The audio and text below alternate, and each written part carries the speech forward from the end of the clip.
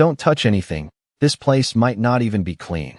The words slipped out with a dry chuckle, barely louder than the wind rattling the windows, but sharp enough to hang in the air like frost. And Maya Johnson heard every syllable as she stood behind the counter of the nearly empty roadside diner, her hands wrapped around a chipped ceramic mug that had long since gone cold, her eyes steady even as the storm outside clawed at the building with growing violence, the snow falling harder now, thick white sheets swallowing the highway, burying tire tracks, erasing direction, turning a simple drive into something far more dangerous than anyone in that room had planned for.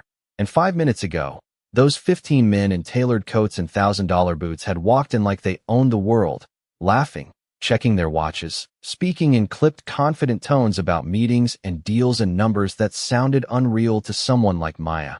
But now the power had shifted, not with a loud crash, not with some dramatic explosion, but quietly, almost invisibly, like the way the temperature drops before you realize you're freezing, because when the lights flickered once, then twice, and the cell signals died all at once, replaced by a heavy silence broken only by the howl of wind pressing against the walls. Something changed in the room, something none of them were prepared for, and Maya set the mug down slowly, her movements calm, measured, the kind of calm that didn't come from ignorance, but from familiarity, because storms like this didn't surprise her. They were part of life out here, part of survival, and she had learned a long time ago that panic never saved anyone.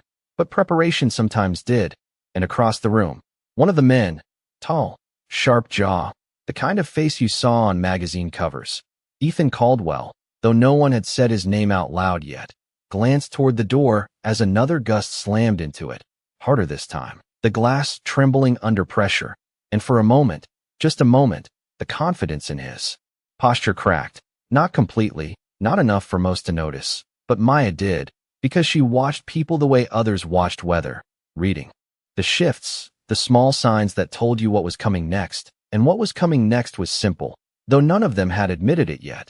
They were stuck, truly stuck, miles from the nearest town, with roads already closing and no help coming anytime soon. And the realization crept in slowly, like cold seeping through fabric. First one man checked his phone again, then another, then a third tried the door, pulling it open just enough for the wind to push back violently, forcing him to slam. It shut with a curse, and suddenly the laughter from earlier felt distant, almost embarrassing, replaced by a tension that tightened every movement, every breath, and Maya stepped out from behind the counter, not rushing, not hesitating, just moving with quiet purpose as she crossed the room, her boots barely making a sound against the worn floor. And when she spoke, her voice wasn't loud, but it carried, steady and grounded, cutting through the uncertainty like something solid you could hold onto. If you're staying, you'll need to stay together, and you'll need to listen, she said, not asking, not pleading, just stating what was necessary, and a few of them exchanged looks, uncertain, some still holding on to that thin thread of superiority that had walked in with them. But outside, the storm answered for her, another violent gust shaking the building, the lights dimming again before stabilizing, and this time, no one laughed, and Maya nodded once, as if confirming something only she had expected, then turned slightly, gesturing toward the back hallway. There's a furnace that still works, but it won't hold if we keep that door opening. And I've got blankets, not enough for comfort, but enough to keep people safe if we use them right, she added, her tone practical, almost matter-of-fact. And that was the moment the room shifted again, more noticeably now, because survival had a way of stripping away illusion. And suddenly, the woman they hadn't even looked at twice was the only one speaking with certainty, the only one who seemed to understand what the night was becoming. And Ethan watched her closely, really watched her this time, not as background, not as service, but as something else entirely, something he hadn't accounted for. And Maya met his gaze for half a second, just long enough to acknowledge it, before turning away and moving toward the back, already thinking ahead, already calculating what little she had and how far it could stretch. Because out here, kindness wasn't soft, it wasn't optional, it was a decision you made knowing it might cost you something. And as the storm tightened its grip around the building, sealing them off from everything they thought they controlled, Maya Johnson made that decision without hesitation. The first blanket she pulled from the storage room was thinner than she remembered, the fabric worn from years of use.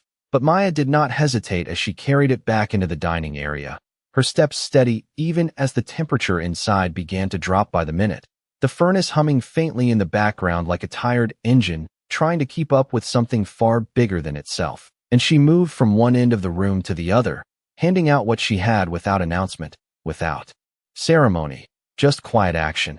And at first, they took the blankets awkwardly, some with a polite nod, others with a stiffness that suggested they were not used to receiving anything from someone in her position. But the cold had a way of leveling things quickly, stripping pride down to its most fragile form. And within minutes, the room that had once been filled with confident voices and sharp laughter was now wrapped in silence, broken only by the low whistle of wind outside and the occasional scrape of a chair as someone shifted closer to the center of the room, closer to the weak but steady heat. And Maya moved again, this time toward the small kitchen, opening cabinets with practiced efficiency, taking stock of what remained: a few cans of soup, a loaf of bread that was already nearing its end, a carton of eggs. Nothing that could sustain 15 unexpected guests comfortably, but enough, maybe, to get through the night if she stretched it carefully. And she paused for just a second, her hand resting on the edge of the counter, doing the quiet math in her head, not just of food, but of time, of energy, of risk, because helping them was not just about generosity. It was about responsibility, and responsibility always came with a cost. And behind her, she could hear voices starting to rise again, not in laughter this time, but in questions, in uncertainty.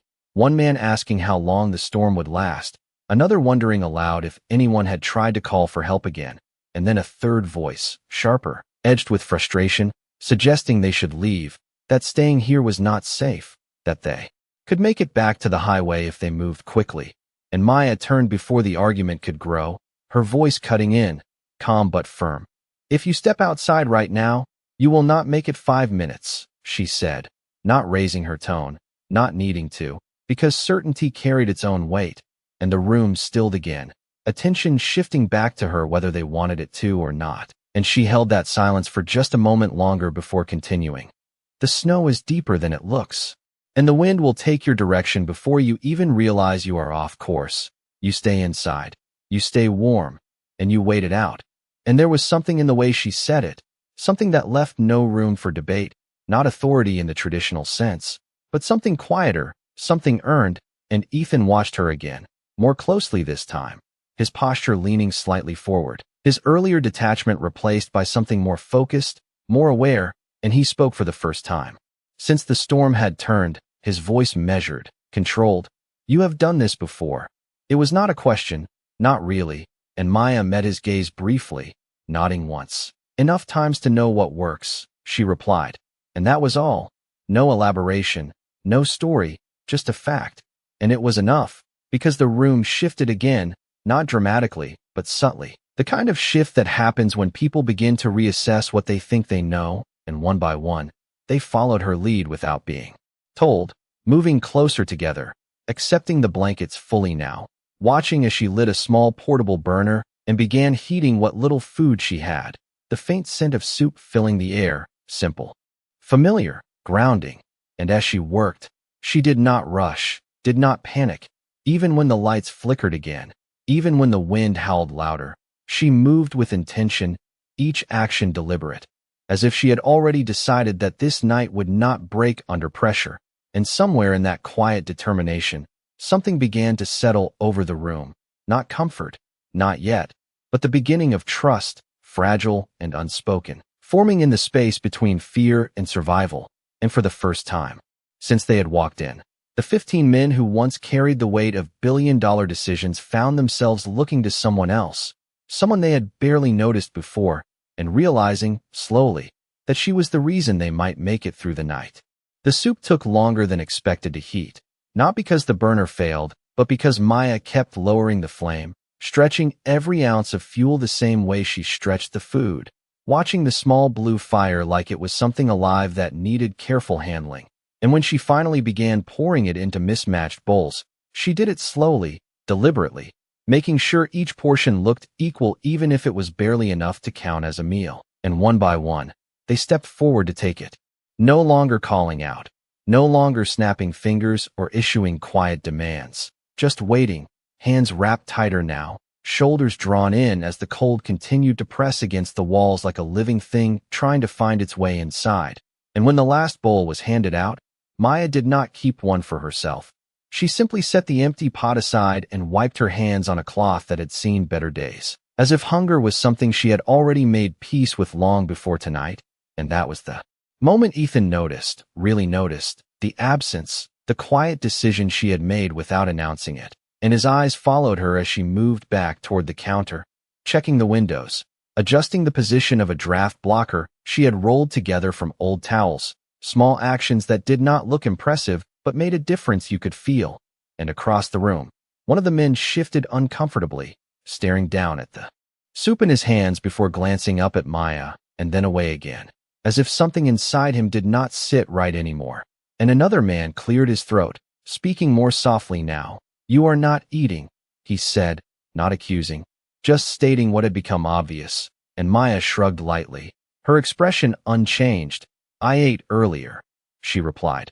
A simple answer that carried just enough truth to avoid further questions, even if it was not the whole truth. And silence followed again, heavier this time, because they understood more than she had said, and the room held that understanding without knowing what to do with it. And outside, the storm intensified, the wind shifting direction, hitting the building from another angle, forcing a low creak from the structure that made a few of them look up instinctively. And one of the windows rattled harder than before, the frame vibrating under pressure. And Maya crossed the room quickly but without panic, pressing her hand against the glass for a second, feeling the cold seeping through, then stepping back and pulling a narrow wooden board from the wall beside it, sliding it into place with practiced ease, securing it just enough to reduce the movement. And Ethan stood this time, setting his untouched bowl on the table as he moved closer, watching how she worked, how every motion had purpose. And he spoke again, quieter than before. "You planned for this." And Maya shook her head slightly, adjusting the edge of the board. "I planned for surviving where I live," she answered. And there was a difference in those words, a difference that settled over him as he considered it, because planning for convenience was not the same as planning for survival. And across the room, the tension shifted again, not fear exactly, but something closer to humility, a quiet recognition that the rules they were used to did not apply here, not tonight. And one of the men who had earlier suggested leaving now pulled his chair closer to the group, without saying a word, wrapping the blanket tighter around his shoulders. And another offered his portion of bread to the man beside him, a small gesture that would have gone unnoticed hours ago but now carried weight. And Maya saw it, though she did not comment. She only nodded slightly as she moved past, her attention already shifting to the next problem, the next need, because survival was not one decision, it was a series of them, made one after another without pause. And as the hours stretched forward, marked only by the slow ticking of a wall clock that seemed louder now in the quiet, something changed in the room in a way none of them could fully explain, because the storm outside had taken control of everything they thought they had. And in its place, something else had begun to form, something quieter, something grounded, something that did not come from power or money or status, but from the steady presence of a woman who had nothing extra to give and yet gave anyway. And for the first time in a long time, they were not thinking about what they owned. They were thinking about what they needed and who was making sure they had it. The clock on the wall crept past midnight without ceremony, its quiet ticking stretching each second longer than it should have felt, and the storm outside showed no sign of easing. If anything, it had grown heavier, the wind now carrying a low, constant roar that pressed against the diner like a warning that the night was far from over. And inside, the air had changed again, not warmer exactly, but steadier, held together by routine rather than fear. And Maya moved through that routine with the same calm precision, checking the furnace once more, adjusting the vent by half an inch, then moving to the back door to make sure the seal held tight against the cold, her hand lingering there for a moment as she felt the pressure from the outside, measuring it without words. And when she turned back, she noticed one of the men near the far table shifting uncomfortably, his breathing uneven, his posture slightly slumped in a way that did not match the others, and she crossed the room. Immediately, her pace quickening just enough to matter, Her eyes focused as she crouched beside him. "Hey, stay with me," she said softly, not alarmed but attentive, and the man blinked slowly, his hands trembling slightly as he tried to respond. And a few of the others leaned in, concern replacing whatever distance had been left between them, and Maya reached for his wrist, checking his pulse with practiced ease, then glanced at his face, at the color in his skin, at the way his breath came in short, shallow bursts, and she nodded once, already deciding what to do next. "He is cold, too cold, and he is not regulating well," she said, her voice steady enough to keep the room from tipping back into panic. "We need to warm him gradually, not fast, and we need to keep him awake." And she looked up, scanning the group for a second before pointing. "You, bring your blanket. And you, help me move him closer to the heat." And there was no hesitation this time, no questioning tone. They moved when she spoke, carefully lifting him, supporting him, following her instructions with a focus that had nothing to do with status and everything to do with trust. And Ethan stepped forward without being asked, taking one side, his grip firm but controlled, his expression sharper now, more present. And together they repositioned the man near the furnace, wrapping him in layers, not just one blanket but two, then a third, building warmth slowly the way Maya directed. And she stayed beside him, speaking in low, consistent tones, asking simple questions, keeping him engaged, keeping his focus from slipping. And minutes passed like that, stretched and quiet, until his breathing began to steady, until the tension in his shoulders eased just enough for the room to exhale collectively. And Maya leaned back slightly, not relaxing, just reassessing, her eyes moving from one detail to another, confirming stability, confirming that for now, it was enough. And across from her, one of the men shook his head softly, almost to himself. "We would not have known what to do," he admitted, his voice stripped of its earlier edge. And Maya did not answer right away. She simply stood, adjusting the blanket one more time before stepping back. "That is why you stay calm," she said finally, simple, direct, not a lesson, just a truth. And Ethan watched her again.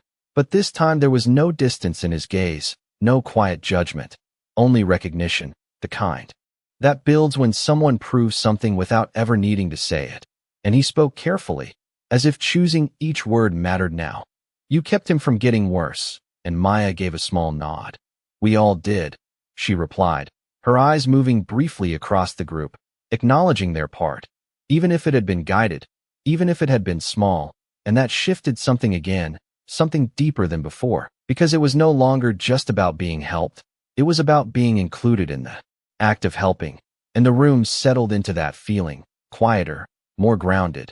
The earlier divide almost gone, replaced by something shared, something earned over the past few hours. And outside, the storm continued its relentless push, snow piling higher, wind carving invisible paths through the night. But inside, the balance held, not because the danger had passed, but because someone knew how to meet it. And for the first time since the doors had closed, there was a sense that the night, no matter how long it stretched, might be something they could endure, not as 15 individuals, but as one group learning, slowly, to follow the lead of someone who had been ready for this long before they ever arrived. By the time the clock edged past 2 in the morning, exhaustion began to settle over the room like a second layer of cold, quieter but just as persistent. And even the wind outside seemed to change its rhythm. No longer sharp bursts but long, dragging gusts that pressed and lingered, as if the storm had decided to stay. And inside, the dim overhead lights flickered once before stabilizing again, casting soft shadows across faces that no longer carried the same confidence they had hours ago. And Maya noticed it immediately, the way shoulders slumped lower, the way eyes stayed closed a second too long before reopening, the way silence stretched not from tension but from fatigue. And she knew that this part of the night was different, more dangerous in its own quiet way, because when people grew tired, they stopped paying attention. And when they stopped paying attention, mistakes followed. And mistakes in a storm like this could cost more than comfort. And she moved. Again, not rushing, never rushing, but with a renewed sense of focus, her voice cutting gently through the stillness. "No one sleeps fully," she said, not loud, but clear enough to reach every corner of the room. And a few heads lifted, confusion flickering across their expressions, and she continued before anyone could question it. You can rest, but you take turns. You keep someone awake at all times. You watch the heat. You check each other. We do not let anyone drift too far. And there was a quiet firmness in her tone that made the instruction feel less like a suggestion and more like a boundary. And one of the men frowned slightly, fatigue making his voice slower. It is just sleep, he said, almost dismissively, and Maya met his gaze without irritation, just steady clarity. It is not just sleep when your body is cold and your energy is low, she replied, and that was enough. Because the truth in it settled quickly, leaving no space for argument, and Ethan stepped forward again. His presence different now, less commanding, more aligned.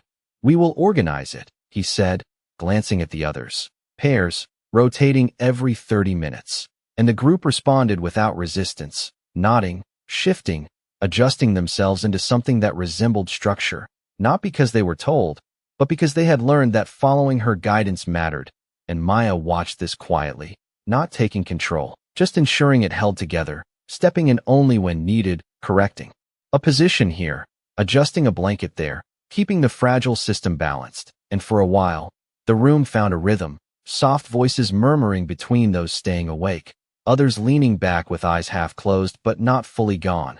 The faint hum of the furnace steadying everything like a heartbeat. And then it happened, small at first, almost unnoticeable, a subtle dip in the warmth that most would have missed, but Maya did not. Her head lifting slightly as she felt it rather than heard it. And she turned immediately toward the furnace, crossing the room with purpose, her hand hovering near the vent, then moving to the side panel where she listened closely, her brow tightening just enough to signal concern. And Ethan noticed again, stepping closer. What is it? He asked quietly, and Maya did not answer right away, her fingers moving along the edge, testing, checking. Then she exhaled slowly. It is losing pressure, she said, her voice low but steady. Not failing yet, but it will if we do not reduce the load. And a ripple of unease passed through the group. Not panic, but awareness. The kind that sharpens every sense. And Maya turned back toward them, her mind already adjusting the plan. We need to conserve heat, closer together, fewer open spaces, and no one near the outer walls, she instructed, and they moved again, this time faster, not out of fear, but out of understanding, pulling chairs inward, tightening the circle, drawing closer not just for warmth but for stability. And as they settled into this new arrangement, something unspoken passed between them, a recognition that the night was not over, that survival was still an active process, still something that required attention and effort, and Maya remained at the center of it, not elevated, not praised, just present, her eyes moving from one detail to another, holding the fragile balance together. And Ethan watched her in that moment with a clarity he had not felt before, because for the first time, he was not measuring success in numbers or outcomes. He was measuring it in something far simpler, something far more human. The ability to keep people safe when everything else had been stripped away. And as the storm pressed on outside, relentless and cold, the small circle inside the diner held tighter, not because they had power, but because they had someone who knew how to use what little they had, and that made all the difference. The warmth dropped again, slower this time, but more noticeable, like a quiet warning that could not be ignored, and Maya did not wait for it to become a problem before acting. Her hand already reaching for the side panel of the furnace as she crouched beside it, her ear close enough to hear the subtle change in the rhythm, a faint irregularity that most would have missed but to her sounded like something slipping out of alignment. And she exhaled, once, steadying herself, then reached behind the unit, adjusting a small valve with careful precision, not forcing it, not rushing, just guiding it back into place the way someone does when they have done it before. And for a second, nothing changed, the room holding its breath without realizing it. And then the hum deepened, steadied, returning to a consistent flow that spread outward slowly, restoring just enough warmth to keep the balance intact. And a quiet shift passed through the group.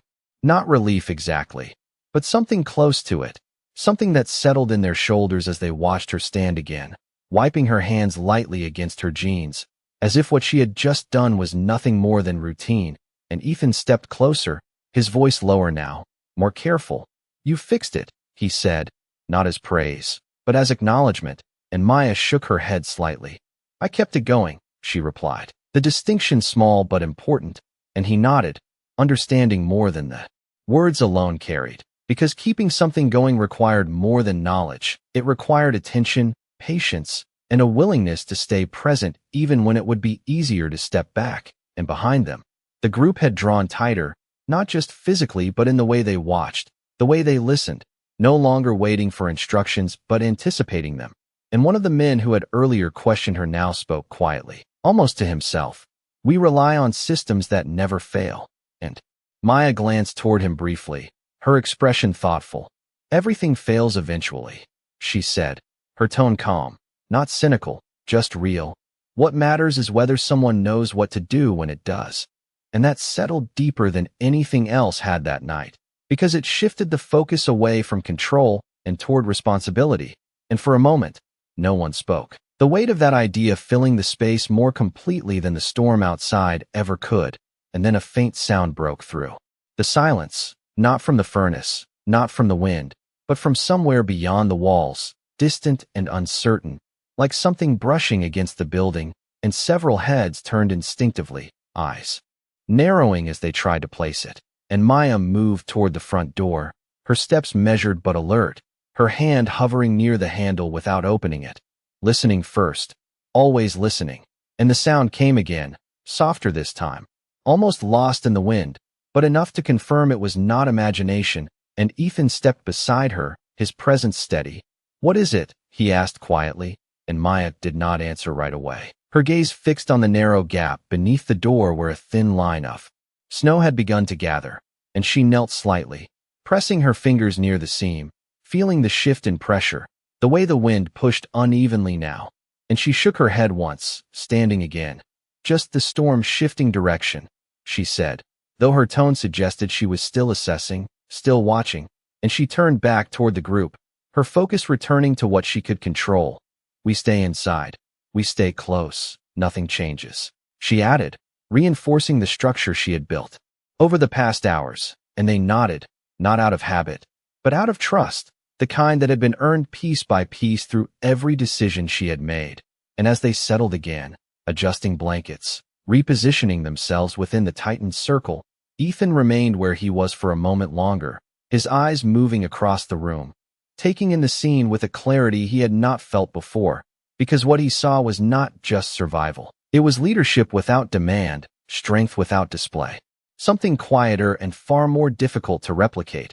And when he finally stepped back into the group, he did so differently, not at the front, not apart, but within it, aligning himself with the rhythm Maya had created. And outside, the storm continued its relentless push, but inside, something held firm, something that did not rely on power or status, only on presence, attention, and the willingness to act when it mattered most. And as the night stretched further into the early hours, that quiet strength became the one thing none of them could afford to lose. By the time the first hint of dawn began to creep into the horizon, it did not arrive with light, not yet, but with a subtle shift. In the darkness outside, a faint softening of the sky that only someone paying close attention would notice, and Maya noticed, her eyes lifting briefly toward the frosted windows as if she could read the storm like a clock, measuring how much longer it would hold them there. And inside, the room had settled into something fragile but steady, the rotation of watch and rest continuing, quieter now, more natural, as if they had all adjusted to a rhythm they had never expected to learn. And for a moment, it almost felt manageable, almost, until the furnace let out a low, uneven sound, not loud, not dramatic, but wrong, just enough to make Maya turn instantly, her body already moving before her mind finished processing it. And she crossed the room quickly, dropping to one knee beside the unit, her hand hovering near the vent again, feeling the airflow, thinner this time, weaker, and she did not need more than a second to understand what it meant. And when she stood, her expression had changed, not panicked, but sharper, more focused than before, and Ethan saw it immediately, stepping closer. "What changed?" he asked, his voice low but urgent, and Maya did not soften the answer. "Fuel is running out," she said, simple, direct, and the words landed heavier than anything else that night. Because this was different. This was not something she could adjust or stabilize with a quick fix. This was time running short, and a quiet tension spread through the group again. Not the confusion from earlier, but something deeper, something more aware, and Maya turned toward them, her voice steady but firm. We need to reduce output further, which means less heat, which means we rely more on each other now, she said, and they listened, every word, because by now they understood that every instruction mattered, and she continued, closer together, no gaps, keep moving your hands, your feet, do not let your body slow down. And they shifted immediately, pulling in tighter, blankets overlapping, shoulders brushing, no longer strangers, no longer distant, but connected by necessity and something else that had grown through the night. And Ethan moved to the center this time, not leading, but reinforcing what she had started, his voice calm, controlled. We follow her plan, he said, not as a command, but as a shared agreement, and no one questioned it. Not anymore. And Maya returned to the furnace, adjusting the flow to its lowest sustainable level, stretching what little remained as far as it could go. And then she stepped back, her eyes scanning the room again, calculating, measuring, always measuring. And for a while, it held, the reduced warmth enough to keep the edge of the cold away, enough to maintain the balance they had fought to build.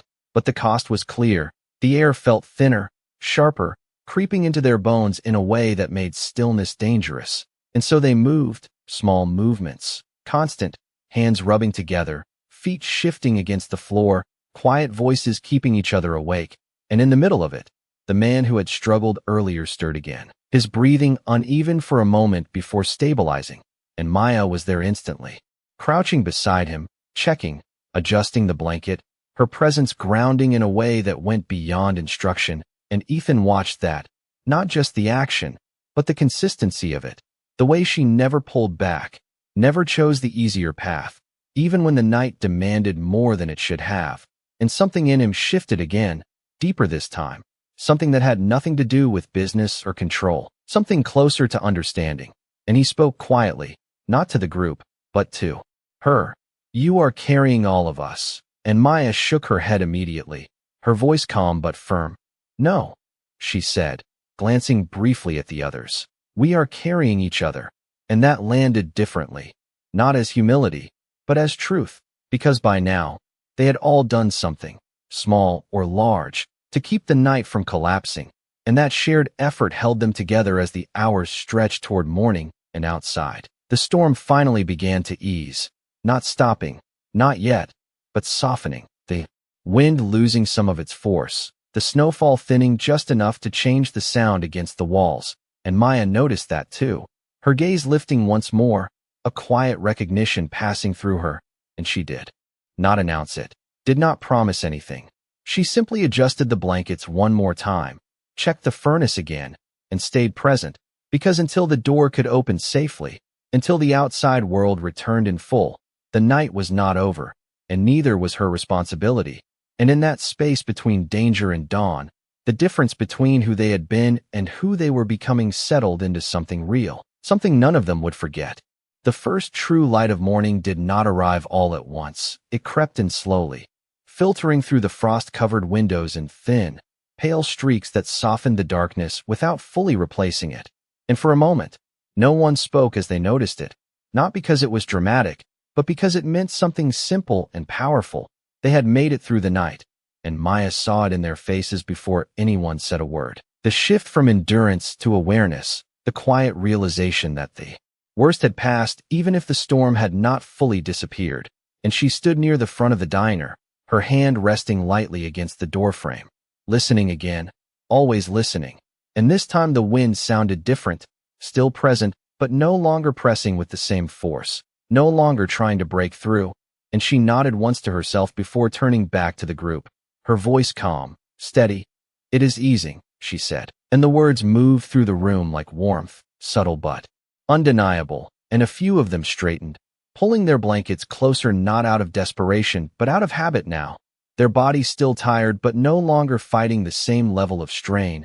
And Ethan stepped forward again, his posture composed but quieter than it had been the night before. How long? He asked, and Maya glanced toward the window, measuring the light, the sound, the stillness between gusts.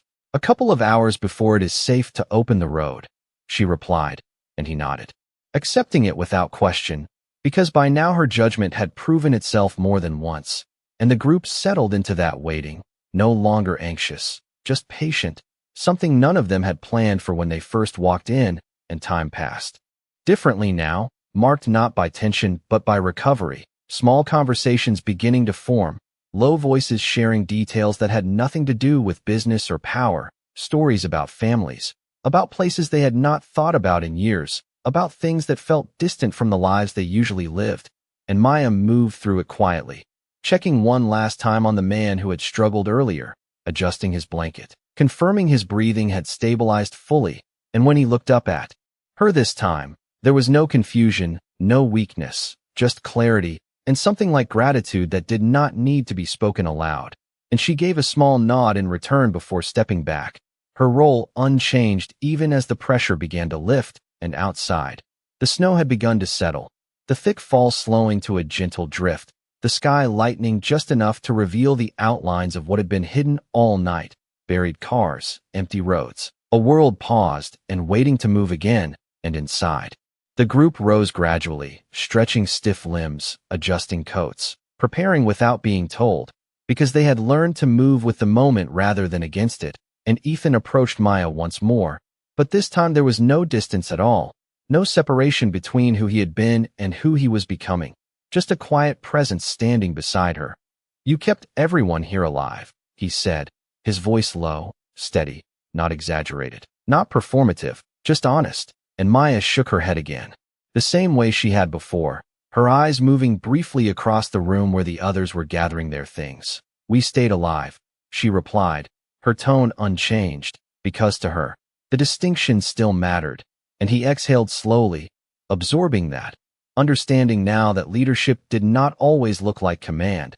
Sometimes it looked like making sure others could stand on their own, and as the light grew stronger, filling the diner with a soft, gray glow that replaced the harsh shadows of the night, Maya stepped toward the door, her hand resting on the handle, pausing for just a second, listening one last time, feeling the air through the frame, confirming what she already knew, and then she opened it carefully, not wide, just enough to let the outside world return, and cold air slipped in, sharp but no longer threatening, carrying with it the quiet stillness of a storm that had finally moved on, and one by one, they stepped closer, looking out at the snow-covered road that stretched empty and silent, and in that moment, there was no rush, no urgency, just a shared understanding that something had changed, not outside, but inside, something that would not disappear when the road cleared and the engine started again, something that had been built in the space between fear and survival,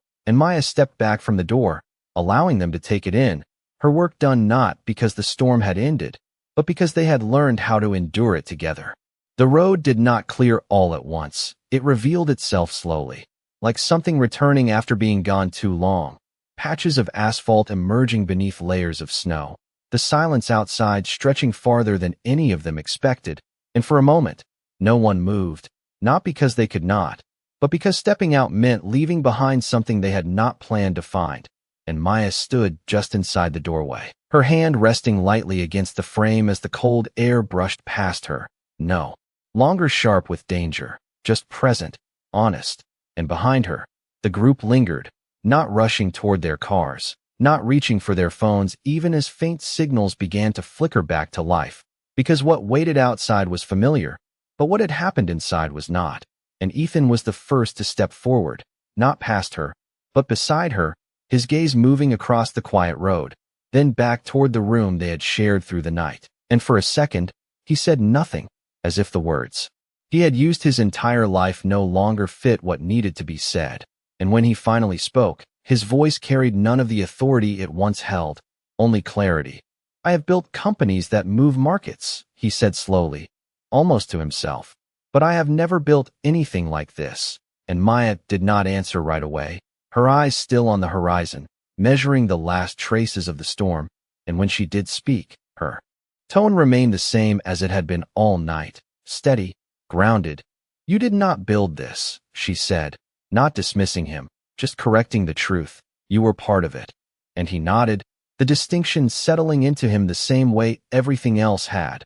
Without resistance, without defense, and one by one, the others stepped closer, no longer separated by distance or status. Just people standing at the edge of something they had shared, something they did not yet have a name for, and one of them reached into his coat, pulling out a phone that now showed a faint signal, his thumb hovering over the screen before he stopped, glancing instead toward Maya, as if asking permission without words, and she gave a small nod, not because she controlled what happened next, but because she understood that the world outside would return quickly once it started, and it did, faster than any of them expected. Within minutes, signals strengthened. Calls went through, voices filled the air again. Urgent, relieved, overlapping, instructions being given, locations being shared, and far down the road, the distant sound of engines began to rise, faint at first, then growing. A low rumble that carried across the snow-covered landscape, and Ethan stepped outside this time, his boots pressing into the fresh snow, leaving the first set of tracks since the storm had passed, and he turned back once more, looking at Maya not as someone he had overlooked, but as someone who had changed the way he understood everything. And he spoke quietly, just for her. What you gave us cannot be repaid with anything I own. And she met his gaze without hesitation, her expression calm, unchanged. Then do not repay it, she said. Pass it on. And that was all. No grand statement, no expectation, just a direction, simple and clear, and he held that for a moment, then nodded once. A decision forming without needing to be announced, and the sound of engines grew louder now, vehicles approaching from both directions, breaking through the last barriers the storm had left behind. And soon the quiet road filled with movement, headlights cutting through the pale morning light, doors opening, voices calling out.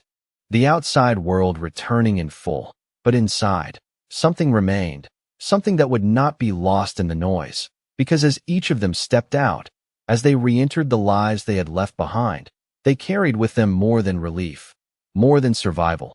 They carried a moment that had stripped everything down to what mattered and rebuilt it from something real. And Maya stepped back into the diner as the last of them moved outside, her hand closing the door gently behind her.